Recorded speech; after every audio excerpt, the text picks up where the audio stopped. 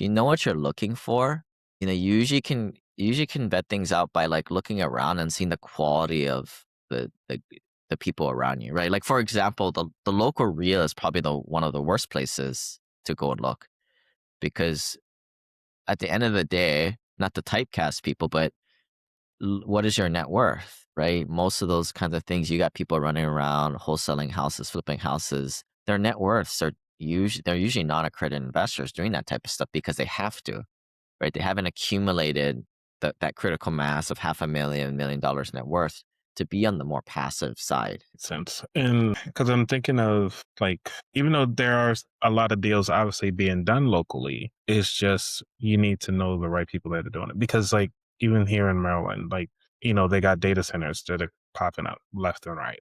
And then there's obviously hotels that are being popped up or even multi-unit apartment complexes that are going up. Somebody had to make that deal, but they had to do it somewhere. And it's like, can you possibly like reverse engineer or even reach out to them and be like, hey, I would like to be part of the next one? Yeah, but typically, like I said, majority of these projects that you're mentioning, they're done by a large institution.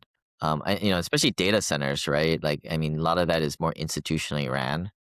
So they're not looking unless you're an individual investor bringing like a $5 million check in. They don't even want to talk to you. But so yeah, you're kind of looking more for the grassroots operator.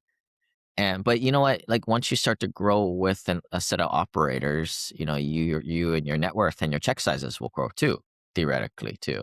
But as you're saying that, another thing to think about is like if you're talking Washington D.C., the numbers aren't going to work there, right? Like to do some of these things, and that goes back to invest where the numbers make sense, but live where you want. So you are likely to have to get off your butt and travel to these things, which is a big daunting task when you don't even know what you're looking for. And then yeah, like that's the other thing is like you just look around the room and the people that you in these groups, like what is their net worth, right? Like I can kind of think about our group. Most of the people are in their 50s at this point. And then the hard thing too is, when your net worth gets a little bit higher and, you're trying to hide from people, right? Like Right. from a privacy standpoint. So you're not around flashing your money. And a lot of these people, they have kids, they have run businesses, very busy. They're not going to some like happy hour real estate meetup.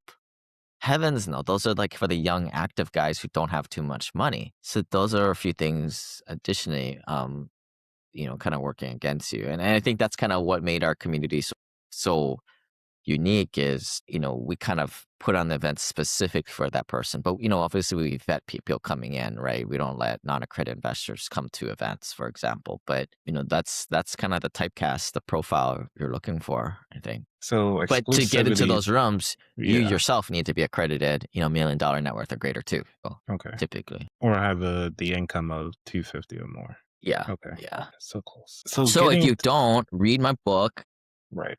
take advantage of the free course I have, buy some rentals, and we'll see you in a decade. So talking in the future a little bit, because I mean I'd like to talk to you more about the secret behind the door stuff. But as far as where do you see as you could say, the new conversations are going in the future in real estate? I mean, I'll echo some of the things that Howard Marks said, right? Like we're coming out of a period of 0% interest, like free money. Real estate is highly dependent on interest rates because real estate, unlike other asset classes, heavily leveraged. And that's one of the good things, right? The banks really like the asset, so they'll lend on it. But when interest rates are sky high, right, like how it is, it's just, your trade winds are cut off. And if you look in the future, your best indicators of what interest rates are going to be is on your FedWatch CME tool. You can Google that, and your Chatham Financial. Those are two industry sources that we use.